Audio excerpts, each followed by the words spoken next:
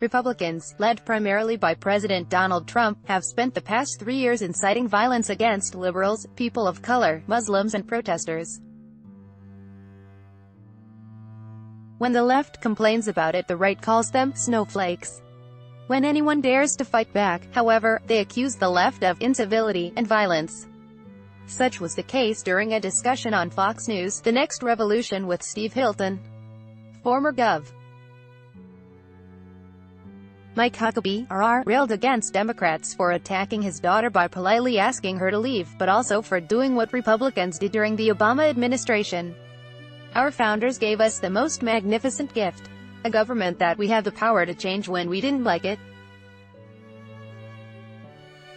The manner in which we change it is through the ballots, not the bullets. Huckabee said, seeming to imply that protests were the same as shooting someone. He went on to say that every 2 years, Americans have an opportunity to change their government if they don't like it.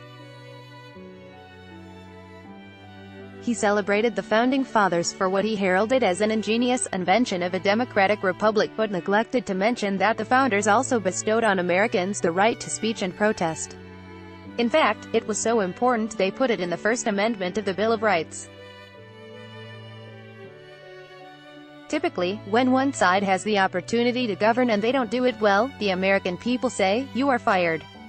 What is different now? While President Trump was elected president by a majority of the electors, he won the election overwhelmingly, Huckabee continued, ignoring Trump lost the popular vote by 3 million voters. People need to say, "Okay, let him govern." On the eve of the midterm election in 2010, Sen.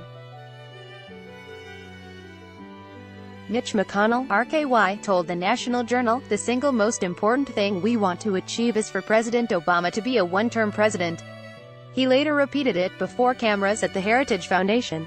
Same sentiment was echoed by former Speaker John Boehner about the Obama legislative agenda, proclaiming, "We're going to do everything, and I mean everything we can do, to kill it, stop it, slow it down, whatever we can." Yet, when it came to Huckabee, his memory may have failed him. You cannot just stop governing and gum up the works like the Democrats are.